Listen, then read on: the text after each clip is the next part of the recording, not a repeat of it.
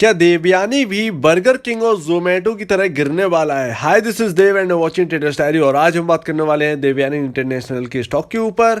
क्या देवयानी के स्टॉक में भारी गिरावट होने वाली है, इसके ऊपर हम बात करने वाले हैं। और अब आगे करना क्या चाहिए, इसके ऊपर हम देखने वाले। चलिए दोस्तों, समझ लेते हैं। तो दोस्तों, बर्गर किंग, जिसका नाम चेंज कर रेस्टोरेंट ब्रांड्स एशिया लिमिटेड कर दिया गया है, उसका शेयर प्राइस 106 रुपये 80 पैसे, 130 160 के आसपास था। उसके बाद मार्केट टूटना स्टार्ट हो गया और उसके बाद इसका जो यहाँ पर ओपन ऑफर आया, उसके बाद तो और भी ज़्यादा टूटा। तो यहाँ पर 90 के लेवल तक आ चुके थे। 98 एंड 97 के आसपास का ये स्टॉक आ चुका था। थोड़ी सी रिकवरी है, लेकिन जो लेवल पर ये आया है तो इसने 52 वीक लो जो है ना, वो ब्रेक कर दिया। यानी कि इसने भी पार्टिसिपेट किया किस में, इसमें इसने पार्टिसिपेट किया यहाँ पर जो है आपका जोमेटो, आपकी नई लिस्टेड कंपनियां जैसे पेटीएम, पॉलिसी बाजार, बाकी वगैरह वगैरह, यानी कार ट्रेड, ये सारी कंपनियों के साथ साथ बर्गर किंग भी 52 वीक लो के आसपास चला गया। ये डर है इस बात का कि नई लिस्टिंग कंपनियों में जो दिख रहा है, जो गिरावट दिख रही है, क्या देवयानी इंटरनेशनल के ऊपर ये रब ऑफ इफेक्ट दिखाएगी या नहीं, इसके ऊपर हम समझने वाले हैं। तो यहाँ पर अगर हम जोमेटो भी देखें तो 82.15 के लेवल आ चुके हैं, 160 के आसपास ये भी गया था। कंपनी ये भी अच्छी है, लेकिन दिक्कत ये है कि इसकी वैल्यूएशन बहुत हाई है। एक चीज़ अच्छी जो मिलती है, दो चीज़ें देवयानी इंटरनेशनल के पास बहुत अच्छी चीज़ें हैं। मैं अब आपको बताता हूँ, आपको मज़ा आ जाएगा। दो चीज़ें जो देवयानी इंटरनेशनल के पास है, ये किसी भी कंपनी के पास नहीं। नई लिस्टेड कंपनी के पास तो किसी के पास नहीं, बाकी वगैरह उनके पास तो है, लेकिन ये जो नई लिस्टेड कंपनी है ना, इनके पास नहीं है। पहली बात, प्रॉफिट जो है, प्रॉफिट में है कंपनी। और दूसरी चीज, इसकी वैल्यूएशन इसकी कड़ी टक्कर बर्गर किंग से नहीं है। यहाँ पर नहीं लिस्टेड बर्गर किंग से बिल्कुल भी नहीं। इसकी कड़ी टक्कर जो है वो है जुबिलेंट फूड से। इसकी सीधी टक्कर जो है वो जुबिलेंट फूड से है, तो उससे कंपैरिजन होगा यहाँ पर। अभी मैं आपको कुछ खास चीज़ें बताऊंगा, लेकिन इसका मतलब ये नहीं कि शेयर प्राइस गिर नहीं सकता है। मैं बता तो रहा हूँ, क्या बाकी कंपनियों का रब ऑफ इफेक्ट इस पर दिखेगा, इसे हम समझने वाले हैं। तो कुछ भी समझने से पहले इस कंपनी का मार्केट कैप देखेंगे तो 19,535 करोड़ रुपए का मार्केट कैप है। और ये एक बेस्ट बाइंग कॉल में से एक है, क्योंकि मैंने जब 111 112 के आसपास जब खरीदवाया था, तो मैंने कहा था 106 रुपए का स्टॉप लॉस रखिए और खरीदारी करिए। उसके बाद तो ये जैसे रुका ही नहीं। खुद को यकीन नहीं है कि ये 180 190 रुपए की लेवल तक ये जा चुका है, लेकिन यहाँ पर चला गया। मतलब अनुमान था कि 140 150 तक जाएगा, लेकिन ये 180 190 तक गया। बहुत बढ़िया बात है। कंपनी अच्छी कमा के दिया है, इन्वेस्टर्स को बना के दिया है पैसा। अभी भी पैसा बचा हुआ है। जिन्होंने ऊपर खरीदा 180 को, वो अटके हुए हैं, लेकिन जिन्होंने भी 120 130 के आसपास गिरावट में खरीदारी करी, वो चमके हुए हैं। और देवयानी इंटरनेशनल का ईपीएस देखिए, -0.46। देखिए ये ईपीएस बदल जाएगा, क्योंकि क्वार्टरली जो है ना, वो लगातार प्रॉफिट में जा रही है कंपनी। अभी मैं आपको इसके ऊपर बात करूंगा। यहाँ पर पी रेशियो यहाँ पर जो है ज़्यादा होना चाहिए इंडस्ट्री पी के मुकाबले। इंडस्ट्री पी 56.68 है, लेकिन मुझे लगता है कि ये गलत है। 40 के आसपास इंडस्ट्री पी होना चाहिए, लेकिन कितना भी हो, उसके कंपैरिजन में स्टॉक का पी रेशियो बहुत हाई ही होगा। और यहाँ पर मैं आपको बताऊँ तो यहाँ पर बुक वैल्यू पर शेयर 5 रुपये है इसकी, क्योंकि फेस वैल्यू 1 है, ना कि यहाँ पर फेस वैल्यू 10 है। ध्यान रखिएगा। तो यहाँ पर समझ में आता है।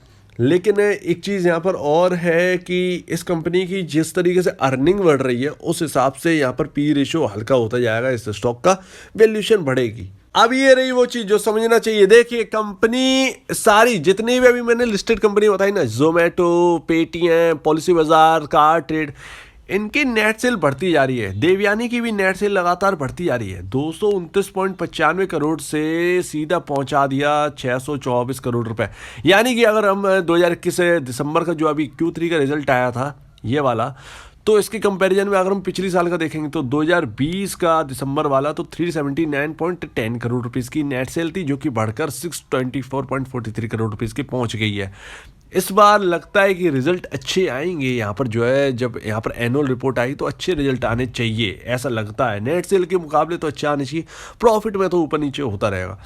यहाँ पर अब देखिए सबसे इंपॉर्टेंट चीज, तो कंपनी जो है लगातार प्रॉफिट में चली है। देखिए यहाँ पर 2020 से 9th मंथ यानी सितंबर में 66.70 करोड़ रुपीस का घाटा था कोविड के चलते।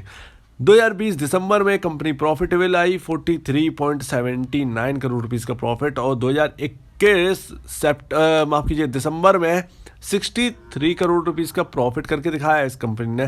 तो एक अच्छी बात है, कंपनी प्रॉफिटेबल है। इसीलिए मैं कह रहा हूँ कि इसके जैसी चीज़ ना किसी के पास नहीं है। जो नई लिस्टेड कंपनी है उनके पास तो नहीं है, बर्गर किंग, जोमेटो, इनके पास बिल्कुल भी नहीं है। ये कंपनी प्रॉफिटेबल है, लेकिन वैल्यूएशन के हिसाब से महंगी है थोड़ी कंपनी।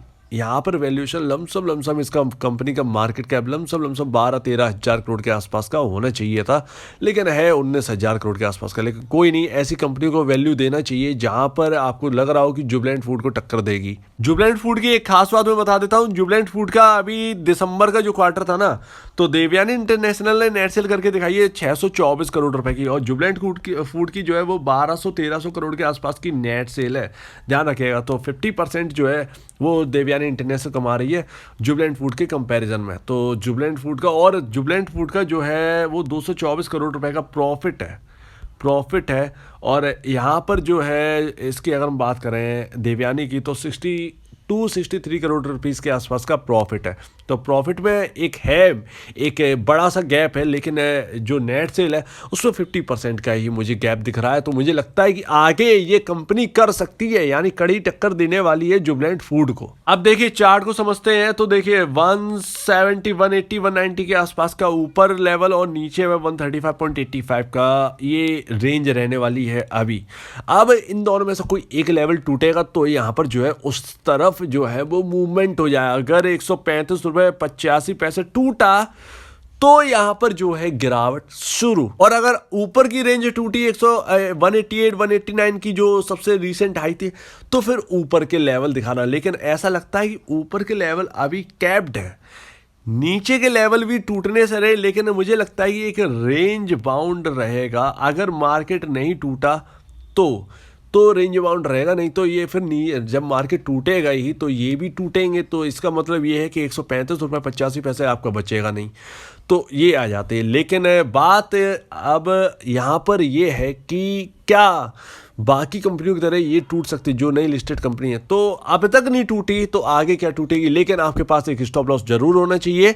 रव ऑफ इफेक्ट जो है वो कभी भी दिख सकता है। कंपनी ये जो है बाकी कंपनियों से अलग है, अच्छी कंपनी है, प्रॉफिटेबल कंपनी है। ऐसी चीज़ हर एक के पास नहीं है, ना कि नायका के पास। नायका हैवी वैल्यूएशन में बैठी है, वो नायका जो बैठी है वो अभी गिराएंगे, लोग गिराएंगे उसको, वो वैल्यूएशन उसको नहीं देने वाले। वो अभी शेयर टूटने वाला है, तंगड़े में टूटने वाला है। अभी जो बच के चल रहा है ना वो टूटेगा। लेकिन मुझे लगता है देवयानी इंटरनेशनल में दम है, लेकिन फिर भी आपके पास एक स्टॉप लॉस होनी चाहिए। इसके अलावा और कोई चारा है नहीं। एक स्टॉप लॉस आपका मेंटेन होने चाहिए, उस स्टॉप लॉस पे आप निर्भर रहने चाहिए। फिर चाहे शेयर ऊपर चला जाए, फिर चाहे शेयर नीचे आ जाए, लेकिन आपके पास स्टॉप लॉस जरूर होना चाहिए। तो यहाँ पर तैयारी, प्रिपरेशन रखिए।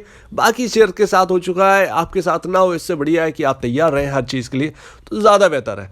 लेकिन कंपनी बहुत अच्छी है, तो आगे देखते हैं कि क्या होता है। अगर इसके रिजल्ट Q4 के रिजल्ट बहुत अच्छे आए, एनुअल रिपोर्ट अच्छी आई, तो ये शेयर जो है आपका चलने वाला कुछ ही दिनों बाद है। मार्च में हम लोग चल ही रहे हैं, मार्च के लास्ट में यहाँ पर जो है स्टार्ट होने वाले रिजल्ट, और अगर रिजल्ट अच्छे आ गए तो यहाँ पर जो है दोबारा अच्छी तरीके से यहाँ पर जो है वैल्यूएशन कैच करने की कोशिश करेगी ये कंपनी, स्टॉक चलेगा। तो इस चीज़ को ध्यान रखिएगा। लेकिन तब तक के लिए आपके पास एक स्टॉप लॉस होना चाहिए। अब जौन सा होगा वो आपके ऊपर है। तो अगर आपको इस वीडियो में कोई भी प्रॉब्लम है, कुछ पूछना है, कुछ बताना है, कुछ कहना है, तो प्लीज़ कमेंट सेक्शन में कहिएगा। और आप दीजिए मुझे ज़्यादा। वीडियो देखने के लिए बहुत बहुत धन्यवाद दोस्तों।